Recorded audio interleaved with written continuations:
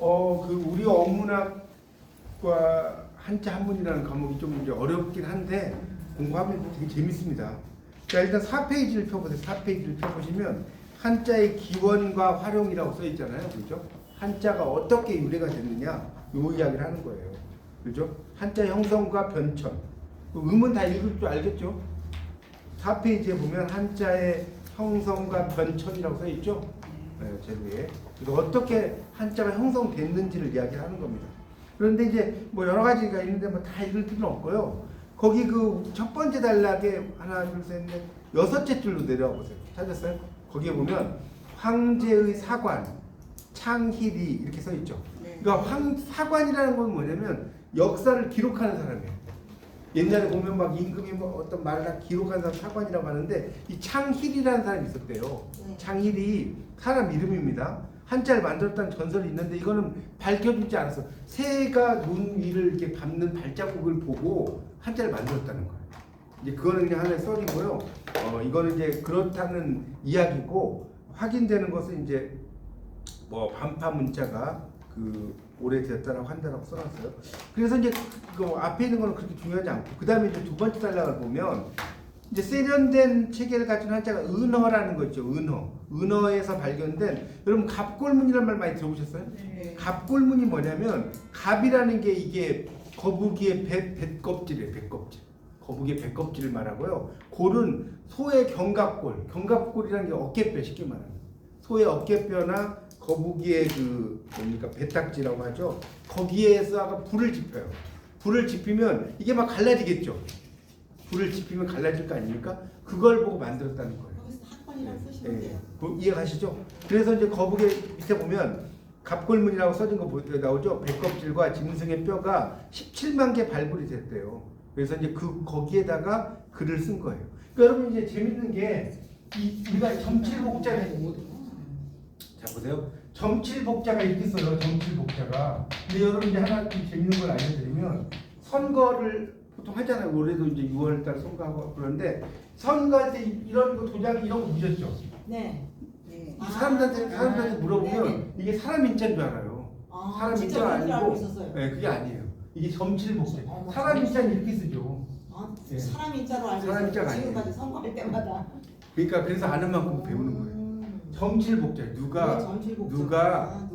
누가 당선될지 점친다는 거예요. 점치는 건데 이 글자는 어디서 나왔느냐? 이 거북이의 배껍질에다가 불을 밝힌다고 그랬죠. 불을 태워요. 그럼 이게 막 갈라지겠죠. 갈라질 거 아닙니까? 그 모양을 보고 점칠복자가 나온 거예요. 진짜 거북이의 배껍질에다가 불을 피워서 이게 갈라지는 모습. 하여튼 이게 점칠복자입니다. 그래서 이제 그렇게 만들어졌다. 그 정도만 이해하면 돼요. 어렵지 않죠? 이 정도 따라오겠죠? 이렇게. 그래서 첫 번째가 이제 갑골문이라고 써있어요. 갑골문. 한자 갑골문. 그래서 갑골문이 기원전 1300년부터 800년 무렵에 사용이 됐는데 여기 밑에 뭐라고 나왔어요? 거북의 배껍질이나 짐승의 뼈. 아까 짐승의 뼈가 뭐라고 그랬습니까? 소의 어깨뼈. 견갑골. 견갑골이란 말이 한자로 좀 어려운데 소의 어깨뼈가 좀 물컹물컹할 거 아니에요? 거기다 글을 쓰는 거예요. 그래서 불로 지져서 흔적을 통해 기둥을 점치는 풍속이 있었다. 뭐 그 정도만 이해합니다. 그러니까 여러분 이 한문을 공부할 때는 이걸 다 공부하는 게 아니에요. 포인트가 있어요. 제가 이제 그 포인트를 알려드릴 거예요. 그러면 그거 공부하시면 되는데 여기서 진짜 중요한 게 5페이지입니다. 5페이지에 보세요. 첫째 줄에 제가 좀 되도록이면 쉽게 설명할 테니까 여러분이 방송 듣는 것보다 좀 더 쉽게 설명할 테니까 한자의 조자 원리. 조자란 말 첫 번째 줄 찾으셨어요? 5페이지? 네. 조자라는 게 뭐냐면 글자를 만든다. 이걸 조자라고. 만들 조 글자자. 자 여기는 상형 지사 뭐 이렇게 나왔는데 요거는 뒤에 나와요. 그러니까 지금은 이런 게 있는가 보다 하고 넘어가면 돼요. 이런 6가지 원리가 있어요. 자 넘어갈게요. 뒤에 가서 알려드릴게요. 자 그다음에 이제 아까 제가 갑골문 이야기했잖아요. 그다음에 금문이라고 하는 게 있죠. 5페이지에. 네. 금문이 뭐냐? 비석에 새긴 글. 거기 금문에다 써놓으세요. 비석에 새긴 글이에요. 쉽게 말하면 세금자지만 비석에 새겨 있는 게 그 새로 써져 있는 거 같잖아요. 그래서 금문은 은나라 때부터 주나라 후기까지 춘추 전국 시대에 사용됐는데 이것 나오죠. 아까도 제가 계속 이야기했지만 거북의 배껍질, 짐승의 뼈 이게 뭐라고 했어요? 갑골문이야, 갑골문. 그렇게 공부하는 거예요. 이어서 청동기물의 글자를 새겼다는 겁니다. 그렇게 말하면 돼요. 뭐 어쩌고 써놨는데 다 알 필요 없어요. 그러니까 여러분 쉽게 말하면 어디 가면 비석 있잖아요. 이 무덤에 비석 있잖아요. 이 무덤에 있는 비석이 새겨진 다 금문이에요. 어쩌고 저쩌고 써놓은 거. 여러분이 그것까지 말 필요는 없지만 이런 걸 금문이라고 하는 거죠. 그 정도는 쉽잖아요. 그 다음에 세 번째 소전이라고 써요. 소전이라고 써졌는데 이렇게 이제 글씨가 이렇게 써진 거예요. 찾으셨죠? 자, 진시황. 여러분 진시황 알죠? 엄청 유명한 중국의 왕이잖아요. 전국을 통일해서 중국 진시황이 이사에게 명해서 표준 문자를 만들게 했는데 이때 이제 세워진 게 이제 소전이라고 하는 건데, 자, 이 소전이 뭐냐? 밑에서 하나, 둘, 셋, 네 번째 줄로 가볼까요? 거기 보면 반면 소전은 거기서부터 밑줄 좀 치세요. 소전은 밑에서 네 번째 줄. 진나라 땅에서 사용되던 대전을 간략화해서 균이라고 정제된 자형을 만들어서, 자, 그 다음에 가장 시험 문제 잘 나오는 게 있어요. 단골 메뉴가, 자, 여기는 형광펜 같은 거 있으면 밑줄 치세요. 고문자에서 현대 한자로 발전하는 과도적 문자로 평가된다. 이게 되게 중요합니다. 이게. 제가 포인트는 알려드릴 거예요, 강의하면서. 자, 시험 문제 어떻게 나오느냐?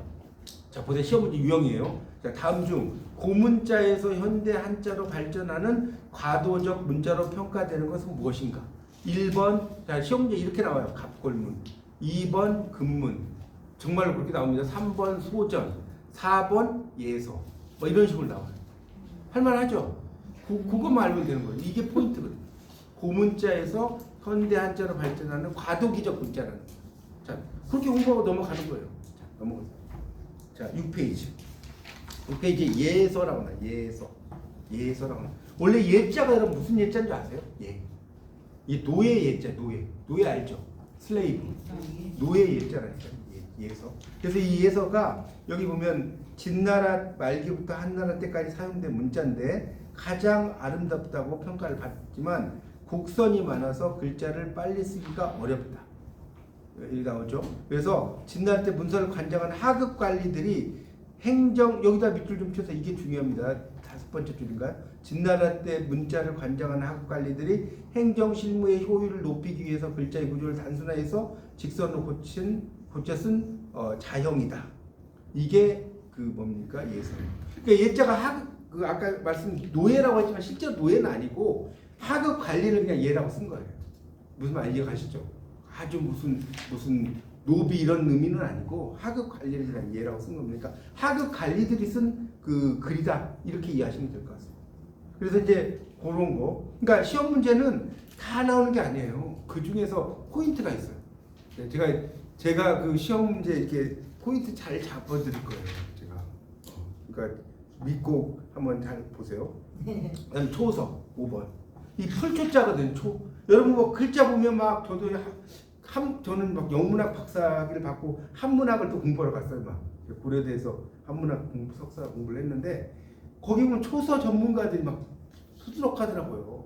그래서 초서가 막 알죠 무슨 말인지 완전히 흘림체거든요. 그런 거 막 공부하는 거예요. 그래서 이 초서는 한대 이후에 지금까지 쓰이는 문자인데 예서를 요 위에 예서 있잖아요. 흘려 쓰는 거예요. 뭔 말인지 이해가세요? 그러니까 쉽게 말하면 초서가 뭔 소리인지 모르겠다. 필기체, 흘림체 이렇게 써놓으세요. 여러분 그 영어 공부할 때 이거 이런 거 옛날에 이런 거 공부 해봤어요? 기억나요? A, B, C. 요게 초서예요. 영어로. 막 흘려 써놓잖아요. 있어 보이잖아요, 막 그러지 않아요? 옛날 소시적에 많이 안 해봤어요. 이런 게 초서라니까 필기체, 흘림체 이런 걸 말하는 거예요. 그래서 초서라는 명칭이 이제 있었다 그런 얘기입니다. 그래서 간략하게 써가지고 참 이걸 이해하는 게 이게 공부하기가 되게 어렵습니다. 그 정도 이해하면 돼요. 자, 그 다음에 해서 오른쪽 7페이지입니다. 해서는 뭐냐? 자, 이 해자부터 설명드릴게요. 해자가 무슨 해자냐? 본보기 해자, 본보기가 뭔지 모르겠다. 샘플을 본보기라고 하잖아요. 이 본보기 해자예요. 그래서 한나라 말에 시작되어서 지금까지 사용되는 문자인데 여기 본보기해라고 써졌네요. 명칭이 암시하듯이 자 거기다 밑줄 써요. 가장 반듯한 자형이다. 가장 반듯한 자형이다. 그거 되게 중요합니다. 그리고 다른 건 몰라도 돼요. 다른 건 건너뛰고 그 밑에서 둘째 줄에 보면 거기 단락에 지금 다음에 우리에게 가장 익숙한 자형이라고 할 수 있다.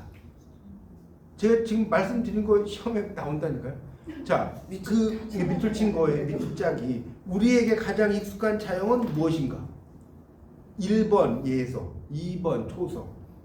네 개 딱 좋잖아요. 3번 해서, 4번 밑에 행서 있네. 다 서자 돌립니다. 풀 수 있겠죠? 그렇게 이해하시면 돼요. 그래서 공부를 여러분 할 때는요. 형광펜은 기본적으로 하나씩 갖고 다니시는 게 좋아요. 그냥 연필만 있는 것보다. 그러면 눈에 딱딱 띄거든요. 이게 시각 효과가 되게 중요해요. 그럼 나중에 그것만 보면 되거든. 시험 볼 때. 자, 행서, 가랭자죠. 자, 위진 시대, 위진 남북조 시대에 발달해서 지금까지 활용됐는데, 자, 그다음 밑줄 치다 이게 해서와 초서의 중간 형태쯤 되는 서체로 효율적이 쓰기 어려운 점 해서의 단점과 쓰기 어려운 초서의 단점을 보완했다. 자, 아까 해서 다 공부했잖아요. 해서가 오른쪽에 6번에 있었죠. 해서 글자 한번 보시면 반듯반듯하죠. 그렇죠? 그 다음에 초서 왼쪽에 보세요. 막 완전 흘린 채죠. 그 중간이라는 거예요. 해서와 초서의 중간 형태쯤 되는 서체. 이런 말 나오면 뭐다? 행서다. 그거 알면 돼요. 어차피 시험은 객관식을 나오니까. 그러니까 여러분이 객관식은 좋은 점도 있고 안 좋은 점이 있는데 객관식은 이게 몰라도 쓸 수 있잖아요. 뭐 이렇게 풀 수 있는데 이게 방송대 문제점이 뭐냐면 한 학기 이제 6과목을 시험 보잖아요. 끝나고 나면 내가 지난 학기 뭐 배웠지 생각하려면 3박 4일 걸려요. 3박 4일 더 걸리겠지. 그러니까 지난 학기 뭐 배웠지는 당연히 생각 안 나고 무슨 과목을 공부했지 생각하는데 3박 4일 걸린다. 그게 문제예요. 습자지 지식이. 그러니까 여러분 공부를 할 때는 너무 습자지 지식으로 시험용으로만 하지 마세요. 제가 이제 시험용도 저는 강의를 들어보시면 알겠지만 시험용도 좀 해드리고 시험 아닌 것도 좀 도와드릴 거예요. 어때 들을만 하시죠? 이렇게 제가 설명드릴 거예요. 자, 그 다음에 이제 아까 중요한 육서가 여기 나와요. 이게 무조건 시험에 나옵니다. 육서. 그러니까 뭐가 시험에 나오냐면 이러이러한 것은 뭐냐? 육서 중에. 뭔 말 아시겠죠? 그러니까 그 육서의 의미를 여러분 잘 알면 됩니다. 그러니까 자, 그래서 자, 이제 1번 상형. 그 앞에 있는 건 빼도 됩니다.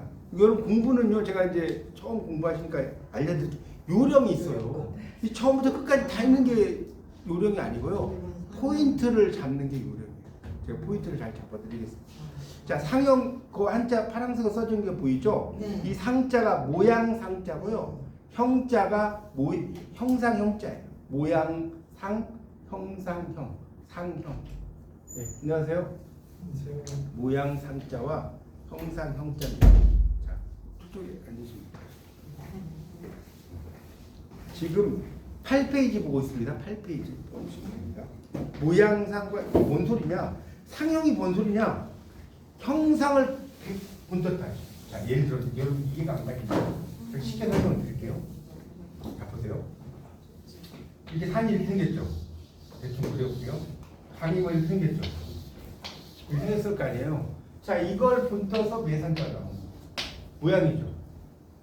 산이 이런 식으로 생겼잖아요. 네. 그 다음에 물이 막 이렇게 흘러가잖아요. 여기에서 이 내천자가 나와요. 내천자 이렇게 나오잖아요. 그러니까 그 모양을 본떠서 만든 글자를 뭐라고 한다? 상형이라고 한다. 그럼 쉽지 않나요? 모양을 본떴다. 그래서 밑에 보세요. 1. 해가 어떻게 생겼냐? 이렇게 생겼잖아요. 해가. 그림을 그려도 돼요. 해일자 비슷하지 않나요? 달월자는 왜 다르냐면 달이 이렇게 초승달 모양이 있잖아요. 초승달 모양을 이렇게 이제 거기서 막 빛이 나. 그걸 보고 달월자가 나온 거예요. 진짜. 보름달이 아니고 초승달 모양에서 이게 나온 거거든요. 그 다음에 산, 천, 수, 화 이런 것도 불에 올라가는 거. 뭐 흑조자, 그 다음 비우자. 이 비가 막 떨어지는 모습 같죠? 이런 거에서 다 나온 겁니다. 그래서 이제 밑에 세추자 같은 경우는 그 왼쪽에 있는 게 이게 뭔지 아세요? 이렇게 그림이 갑골문이라고 써놓으세요. 그 그림 밑에다가 갑골문. 이게 갑골문자. 옛날에는 이 세추자를 이렇게 써놨어요. 새 같지 않나요? 이 여기에서 요 지금의 세추자가 나온 겁니다. 그래서 뭐냐? 새의 머리와 날개, 꼬리를 본뜬 글자인데 여기에서 뭐 여러 가지가 나왔다. 뭐 이것까지 다 알 필요 없어요. 하여튼 이 갑골문 세 추자가 이렇게 나왔다. 그렇게 알면 됩니다. 그러니까 세 추자가 예를 들어서 하나만 이야기해 볼게요. 모일 집자 첫 번째 이걸 다 설명하려면 복잡하니까 모일 집자 먼저 설명. 이 모일 집자는 아세요? 이걸 좀 아시죠? 운집했다. 구름처럼 모였다 나오는. 왜 모일 집자냐? 새들이 나무에 여러분 모일 집자는요 사람이 모인 게 아니에요. 그래서 사람이 모이는 걸 모일 집자라고 계셨죠. 새들이 모이는 거. 여러분 그 나무에 보면 막 참새나 막 이런 애들이 막 엄청 모여 있는 거 보셨어요? 나무에 보면 그 영상이에요. 되게 재밌는 게 많아요. 한번 공부하면 한문이 완전 이야기. 그러니까 나무에 새들이 막 모여 있지 않습니까? 그런 데서 나온 거. 여러분 학습한다. 이야기는 끝도 없는데 학습한다. 이킬습자 있잖아요. 이킬습자. 이게 이킬습자 이게 어디서 이킬습자냐면 이게 기습자거든요. 기습자. 인백자거든요. 새가 이 날개짓하는 걸 배우는 거예요. 이게 이킬습자예요. 사람 배우는 게 아니에요. 모르셨죠? 익힌다는 건 그 사람이 익힌다는 의미가 아니고 새가 이게 날개짓하는 것을 그러니까 몰랐어요. 기두자고 사람이 익히는 줄 알았어요. 아니 흰백자죠. 흰백자. 그러니까 주로 백조라든가 흰 날개를 가진 새들이 이게 날개짓을 하는 거를 그리고 저희는 이렇게 한문학 문자학을 다 공부해가지고 이런 거 가지고 설명할 끝도 없어요. 재밌지 않나요? 이런 거 시험에 안 나오잖아. 오늘 여러분 와서 이 길습자가 이거 새가 날개짓하는 거였구나. 이거 알면 재밌잖아. 맞아요, 진짜. 자, 그래서 9페이지. 제가 이 잔지식이 많아요. 들어보시면 아실 거예요. 자, 9페이지에 보면 거기 이제 붓율자라고 써있죠. 붓율.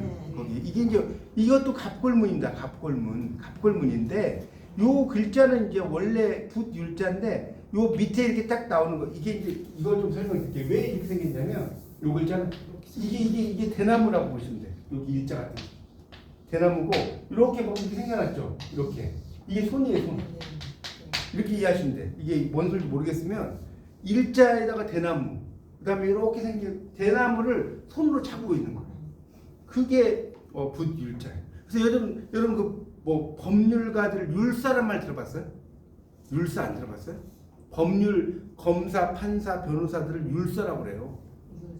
법률을 이렇게 막 이렇게 하고 이런 사람들. 어쨌든 이 붓율. 그러니까 그런 사람들 다 붓을 쥐고 있다는 거예요. 뭐 내가 판단하고 이럴 때. 어쨌든 그래서 이제 붓필이라든가 이런 것들도 여기서 나왔다. 자, 중요한 건 뭐냐? 자, 다시 한번 상형은 뭐다? 모양을 본뜬 거다. 모양을 본뜬 글자다. 그러니까 조금 이제 시험 문제가 어렵게 나오면 어떻게 나올 수 있냐면요.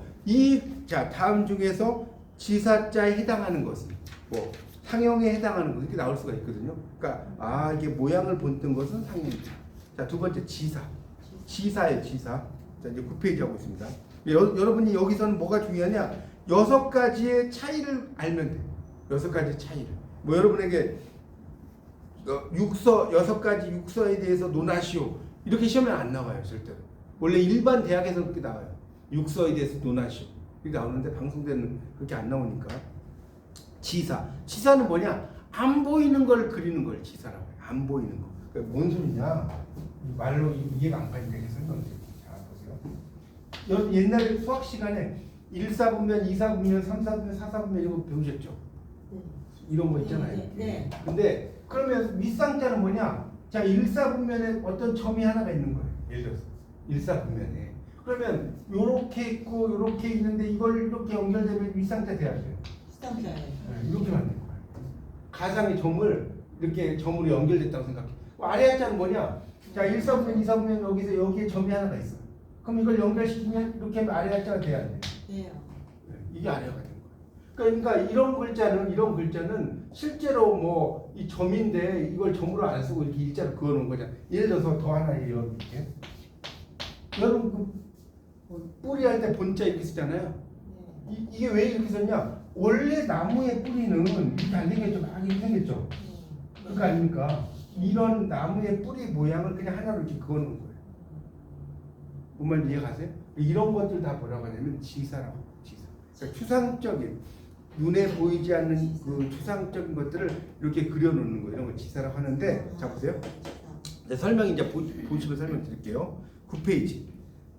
자, 상형은 시각이나 청각 등 감각에 포착되는 대상을 표현할 때 유용해, 쓸모 있다는 거죠. 추상적, 관념적 대상을 표현할 때 한계가 있다. 여기까지 이해가죠. 추상적인 거, 눈에 안 보이는 걸 표현을 못해. 뭐는?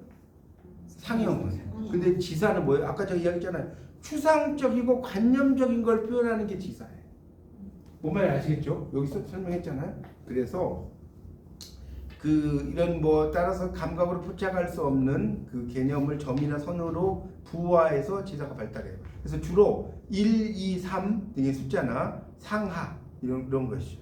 여러분 이제 여기서 이제 조금 의구심을 가진다고 할까요? 뭐냐면 1, 2, 3은 이거 상형 아닙니까? 모양을 본뜬 것 같은데 이렇게 이야기할 수도 있는데, 그러니까 1이 하나고 2가 이렇게 하고 3이 이렇게 하면 이렇게 여러분 의구심을 가질 수 있죠. 2도 네. 짝대기 2개고 근데 아니 그렇게 따지면 짝대기를 이렇게 놓으면 2개 아닌가요? 예를 들어서 맞잖아요.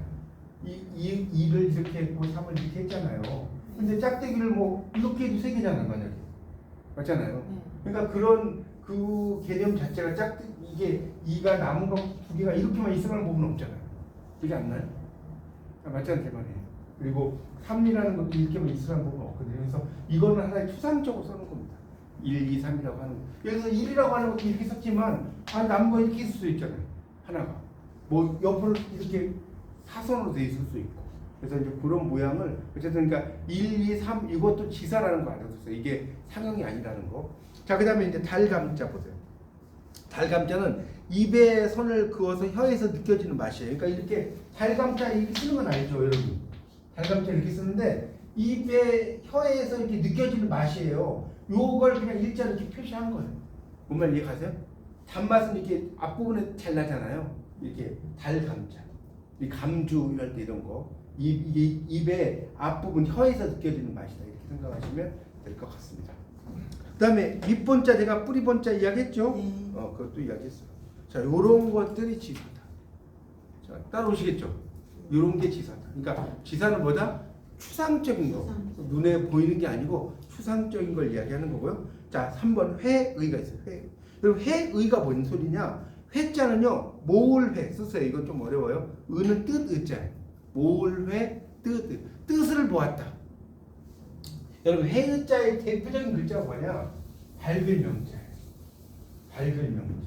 여러분, 밝은 명자 숫자 알죠? 한번 아무도 몰라도. 밝은 명자 이렇게 쓰잖아요. 해 일자하고 단어 일자잖아요. 맞나요? 네. 그러면 해가 이게 뜻이잖아요. 이게 의미 아니잖아. 달도 뜻이잖아요. 이해가요? 이게 의미고 이게 뜻인 건 알죠? 예. 그러니까 뜻 플러스 뜻이잖아요. 뜻 플러스 뜻. 그러니까 해와 달이 합쳐지면 밝겠어, 안 밝겠어? 밝겠죠. 네. 그래서 밝을 명이 되는 거예요. 그러니까 이 회의를 여러분 잘 알아두실 게 뜻과 뜻이 합해진 말. 그걸 회의라고 해요. 뜻과 뜻이 합해진 말. 자, 그래서 이제 밑에 보세요. 자, 여기 뜻을 합한다는 뜻이다. 그 옆에 있죠? 두 글자 이상의 의미를 결합해서, 자, 그러니까 여기다 밑을 세요. 이미 있는 두 글자의 의미를 결합해서 새로운 의미를 나타내는 것이 회의다.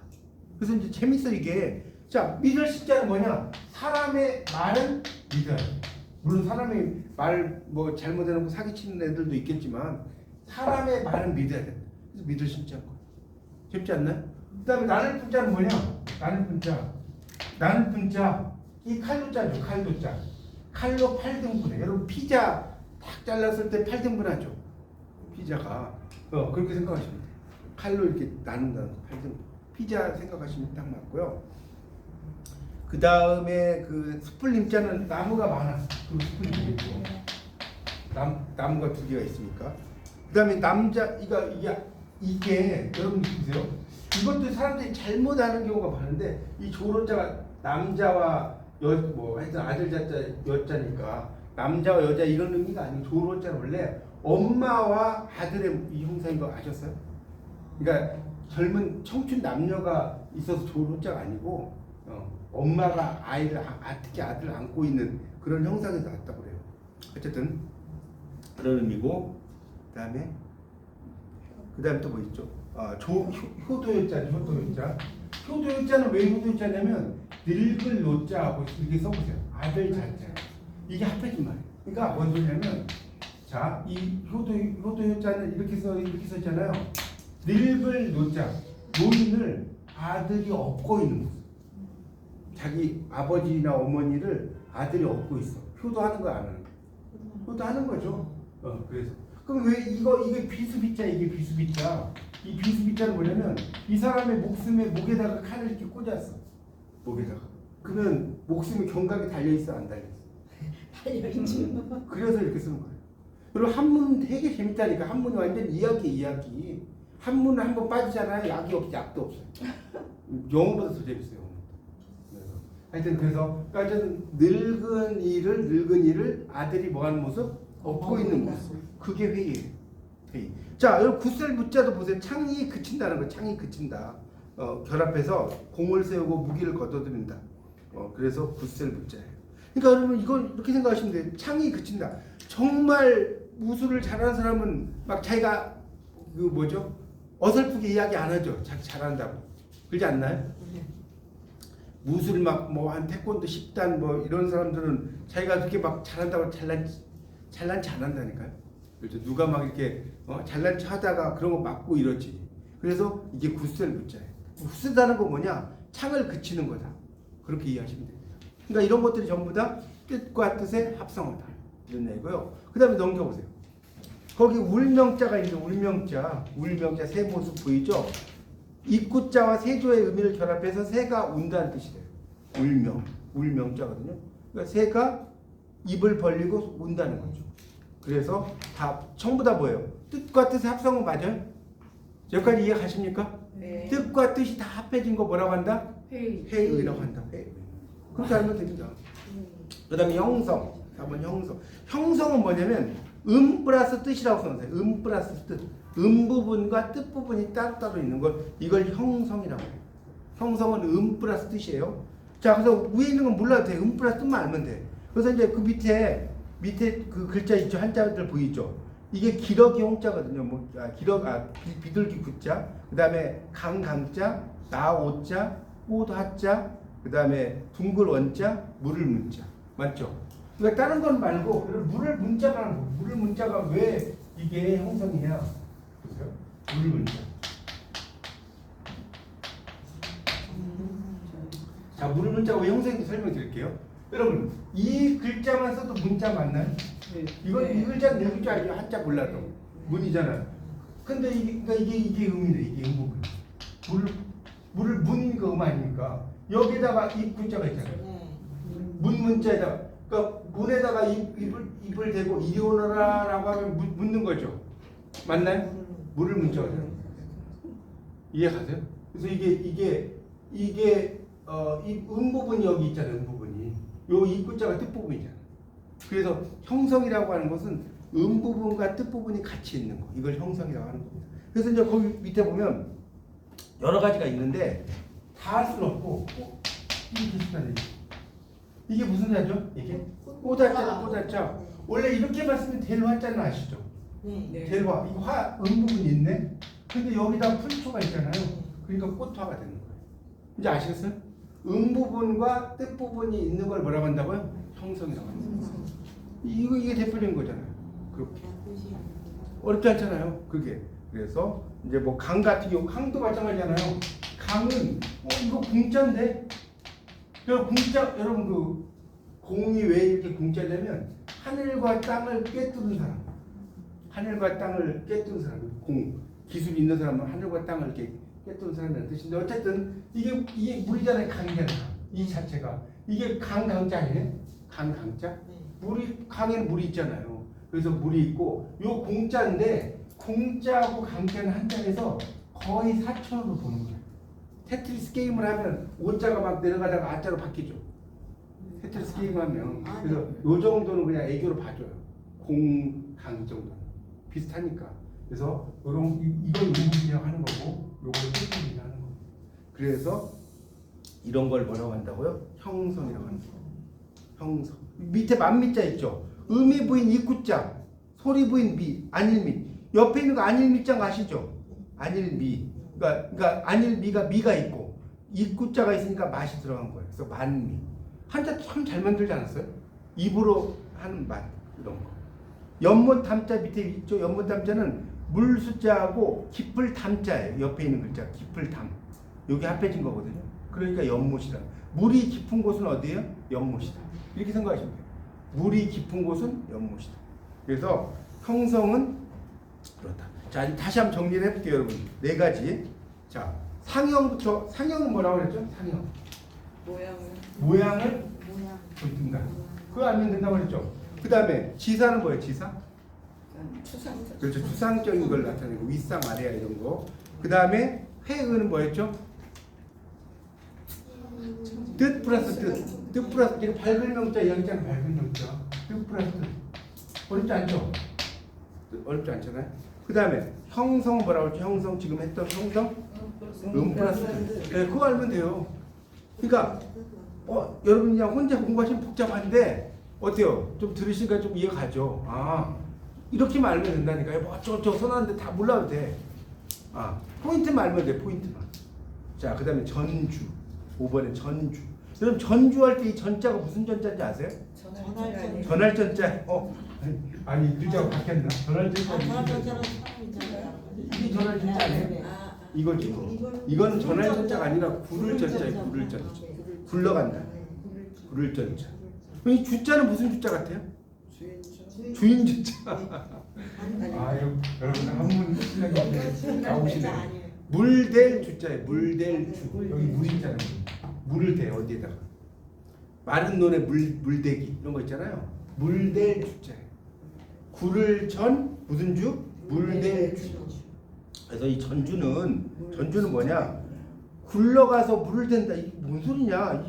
여러분 이해가 안 갈 거예요. 그렇죠? 자, 이제 좀 더 설명을 드릴게요. 오른쪽 11쪽 다른 거 다 건너뛸게요.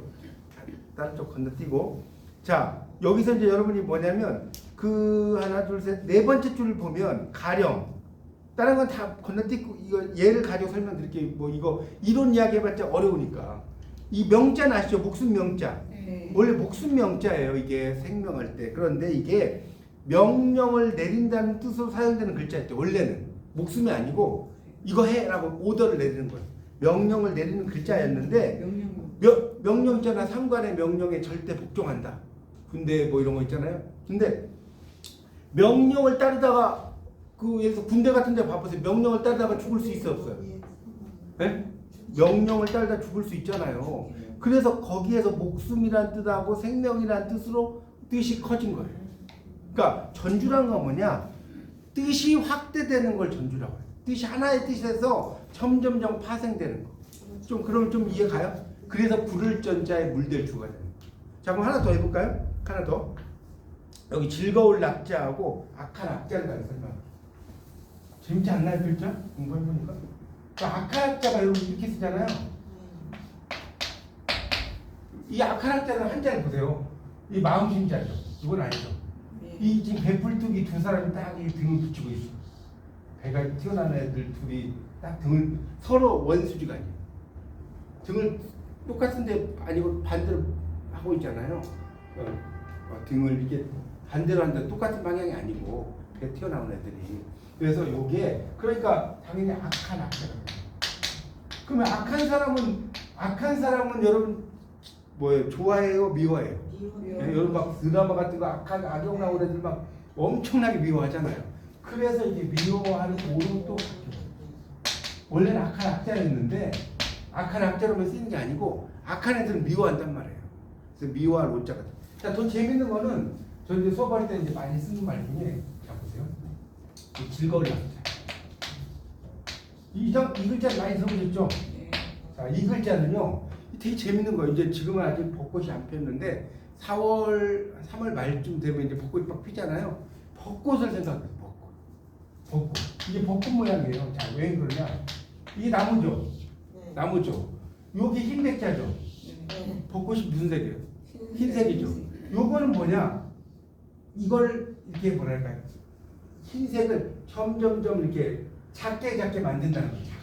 작다는 뜻이에요. 이 글자들이 작게. 그러니까 벚꽃이 그 뭡니까 4월에 이렇게 필 때 작은 모양들이 나중에 막 떨어지잖아요. 벚꽃의 향도 멋있고 그렇죠? 그런 모습. 그러면 자 벚꽃이 있어요. 그럼 벚꽃이 있으면 자 이게 뭐냐 좋아해. 이건 벚꽃 싫은 사람 없잖아요. 좋아한다는 뜻이 나와요. 벚꽃 옆에 있으면 막 뭡니까? 4월에 뭐 벚꽃 노래도 하겠죠? 음악이 나와요. 음악 악자가 그렇죠? 음악을 벚꽃 앞에서 벚꽃송을 한단 말이에요. 그러면 이게 기분이 좋겠어요, 안 좋겠어요? 기분 좋지. 그래서 즐거워요. 네, 그래서 굴러가는 거예요. 좀 감이 오세요? 이런 걸 뭐라고 한다고요? 전주라고 합니다. 전주. 그러니까 한 글자에서 여러 가지로 의미를 파생을 시키는 거. 이런 걸 전주라고 하는 거예요. 전주. 어렵지 않잖아요. 요거 그 글자 하나 알면 여기는 딱 아주 심플하잖아요. 뭐 나왔어요? 명령할 명. 명령을 해. 그럼 목숨이라는 거예요. 내 목숨을 바꿔야 돼. 그 다음에 또 뭐라고 했어요? 악한 악자 했죠? 악한 사람은 좋아해, 싫어해요? 싫어해요. 그 다음에 이거 벚꽃 생각해, 벚꽃. 벚꽃 생각은 딱이라니까. 벚꽃을 좋아하고, 벚꽃 옆에 있으면 음악이 나오고, 벚꽃이 있으면 벚꽃을 즐거워하고. 그래서 이게 즐거워할 약자입니다. 이런 것을 전주라고 합니다. 전주. 그러니까 시험 문제 어떻게 나오냐? 자, 다음 중 이 글자를 딱 써놔요. 이 글자는 육서 중 어디에 해당하는가? 이렇게 나온다니까 진짜. 그럼 1번 형성, 2번 뭡니까? 전주, 3번 상형, 4번 회의. 뭐겠어요? 전주. 쉽지 않나요? 이렇게 나온다니까 이렇게. 그러니까 이게 한자를 여러분 보면 그냥 혼자 공부하려고 하면 이걸 어떻게 공부하지? 그런데 좀 더 이게 자세히 들여다 보면 되게 재밌는 글자들이에요. 자, 마지막 가차예요. 가차. 가차는 뭐냐? 가차가 뭐냐면요. 이게 빌릴 가짜에 빌릴 차자입니다. 가차. 그 한자부터 알아야 돼요. 빌릴 가, 빌릴 차. 그러니까 뭐다? 빌려온 글자라는 뜻이에요. 빌려온 글자. 뭔 말 이해 가세요? 그러니까 예전에 여러분 불란서 갔다 왔다 이런 말 들어봤어요? 불란서? 불란서란 말 안 써요? 옛날에 썼죠. 원래 불란서는 프랑스를 불란서라고 하는 거잖아요. 네. 맞죠?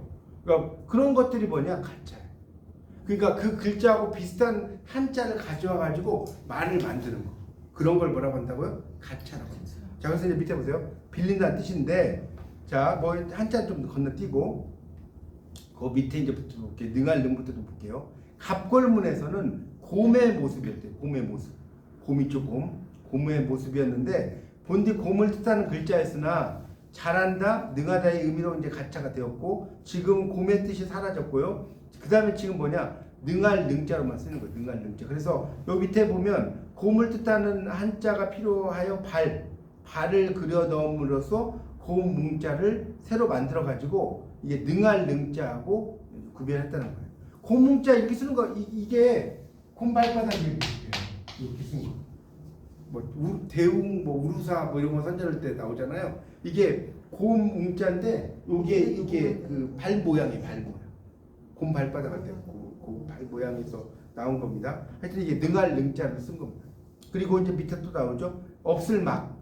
갑골문에서는 해가 풀숲에 있는 모습을 본떠서 해가 막 뭐라고 써요? 지려는 때라고 그랬죠.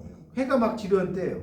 그러니까 저녁을 뜻하는 글자였는데 부정사로 가차가 돼요. 그러니까 이제 부정사라는 건 뭐냐면 긍정 부정 그 부정이에요. 긍정 부정. 그래서 지금은 없다는 뜻만 없을 막자.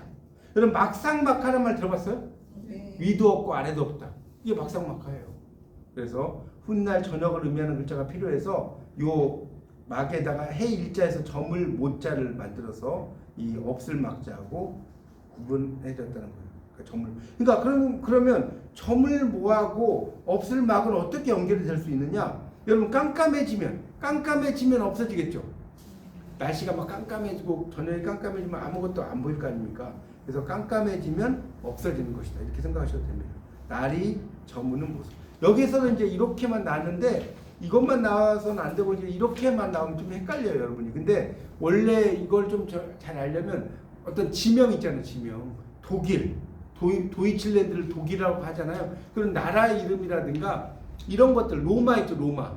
이런 것도 이제 뭐 라마, 로마 이런 것들, 나라 이름 이런 것들이 전부 다 나라 이름, 인명. 여기는 지금 안 나왔는데 인명이나 나라 이름들이 전부 다 뭐다? 가짜예요.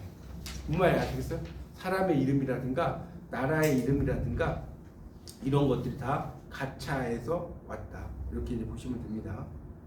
이해가십니까? 그러니까 이 전주하고 헷갈릴 수 없는 게 전주는 한 글자 자체가 여러 가지 뜻이잖아요. 맞죠? 근데 가차는 지금 능할 능자가 따로 있고 고뭉자가 따로 있는 거잖아요. 뭔 말 이해가세요? 이 글자가 능할 능도 되고 고뭉도 되는 건 아니잖아요. 그렇게 이해하시면 됩니다. 그리고 없을 막자하고 저물 못자가 있는데 없을 막자가 따로 있고 저물 못자가 따로 있잖아요. 지금 아까 전주는 한 글자가 여러 개로 쓰이는 거였죠. 구분할 수 있겠어요? 한 글자가 여러 개로 쓰이는 것이 전주고 가차는 그 글자가 딱 이걸로 쓰이는 거고 또 다른 걸로 쓰려면 완전히 다른 글자가 나와버린 거죠. 능할능 고뭉 그다음에 없을막 저물무 이게 달라지는 거죠. 그렇게 이해하시면 됩니다. 그래서 시험 문제가 이제 뒤에 보충학습 뭐 이렇게 나왔는데 뭐 이거는 뭐 여러분이 다 암기할 필요는 없고 이렇게만 알면 돼. 사람과 관련된 부수가 있다. 거기 12쪽 보세요. 이런 게 사람 인자부터 쭉 나오죠. 그런 게 있다는 거 알면 돼. 또 신체와 관련된 부수도 있다. 이렇게 쭉 있고요. 감각과 관련된 부수들도 있다. 뭐 풀을 총부터 쭉 나오고 또 넘겨보세요. 숫자와 관련된 부수, 또 동작과 관련된 거, 뭐 천체 자연, 동물 이런 것들 쭉 있습니다. 다 외워야 돼요? 아니 뭐 이것까지는 담기하실 필요 없어요. 이런 것까지는 할 필요 없어요. 그러니까 여러분이 뭐 제가 아까 이야기했잖아요. 통과하는데 의의가 있는 분들은 그냥 시험 공부 안 해도 다 통과한다니까요. 제가 얘기했죠. 그러니까 근데 이거는 그냥 그러니까 이런 거는 여러분 모르셔도 되고 시험 문제는 이거보다 뭐가 더 중요하다? 다시 한번 정리하고 좀 쉴게요. 자, 4페이지부터 짧게 정리하고 5분 안에 정리하고 쉴게요. 자, 한자에서 자, 각골문 있었죠? 네. 거북이 배껍질 소경각골. 금문 비석에 새긴 거. 소전 뭐라고 그랬죠? 고문자에서 현대어로 발전하는 과도적 문자. 그 다음에 예서 하급 관리들이 쓰는 글자. 맞죠? 초서는 흘려 쓰는 글자. 그리고 해서 아까 이야기했죠? 그 한나라 말기에 시작이 된 글자 7페이지 나왔어요. 우리에게 가장 익숙한 자. 시험 문제 되게 잘 나옵니다. 여러분 그 정말로 이게 거기 7페이지 있잖아요. 네. 밑에서 그 둘째 줄에 지금 우리에게 가장 익숙한 자영이라고 할 수 있나요? 거기 밑줄 쳐놓고 별 한 3개 쳐놓으세요. 지금 우리에게 가장 익숙한 자영이라고 할 수 있다. 찾았죠? 어디요? 7페이지에 행서 있어요. 행서? 네. 7번 행서에서 2줄 올라가면 끝에 있잖아요. 지금 우리에게 가장 7페이지 행서 있어요? 해서. 행서. 행서 위에. 있잖아요. 행서에 2줄 올라가면 있잖아요. 지금 우리에게 거기다가 밑줄 긋고 별 3개 치라고. 이거 되게 잘 나온다니까 진짜 시험에. 지금 우리에게 가장 익숙한 자영은 무엇인가? 자, 1 예서, 2 초서, 3 해서, 4 행서. 4개 딱 좋지 않나요? 딱 좋잖아요. 딱 객관식을 위해서 만들어진 문자잖아요. 해서라 이거죠. 예, 해서. 그다음에 행서는 아까 뭐라고 했어요? 해서와 초서의 중간 형태. 그게 되게 중요하고요. 그러면 끝난 거예요. 보세요, 여러분 이제 들을 때는 막 시간이 걸리는데 좀 알면 쉽잖아요. 그렇죠? 그다음에 상형은 뭐다? 이제 상형은 뭐다? 말만 해보세요. 상형. 모양. 모양을 본뜬 글자. 그다음에 지사는 뭐라고요? 네, 투상적인 거. 그다음에 회의는 뭐라고 해? 뜻 플러스 뜻. 그다음에 형성은 뭐예요? 형성? 음과 음 플러스 뜻. 그다음에 전주는 뭐예요? 말 굴린다고 그랬죠? 한 글자가 여러 가지 뜻을 가진 거. 한 글자가 확대되는 거. 가차는 뭐예요? 빌려 쓰는 글자라고 그랬죠. 그러니까 능할 능자라고 하는 거하고 이제 곰문자가 있는데 아까 이야기했잖아요. 원래는 곰의 모습이었는데 그냥 발바닥을 빼버리니까 능할 능자가 된다고 그랬죠. 그래서 이 곰이라는 게 참 재밌는 게 제주는 곰이 넘고 돈은 떼놈이 번다 이런 거 있잖아요. 그렇죠? 영어로 one man sows another man reaps. 한 사람은 씨를 뿌리고 또 다른 사람이 거두어들인다 이런데 우리가 그런 말 쓰잖아요. 제주는 곰이 넘고 써야 써. 그 곰이 세계 뛰어난 능력을 가지고 있습니다. 네, 그리고 가차 끝났어요. 어때요? 여기서 시험 문제 한 2문제 나옵니다. 2문제. 육서에서 한 문제. 근데 지금 바로 나오면 맞을 수 있어요. 아 그러니까 바로 나오면 맞출 수 있는데 지금 바로 나오면 맞을 수 있어요. 지금 이제 오니까. 아니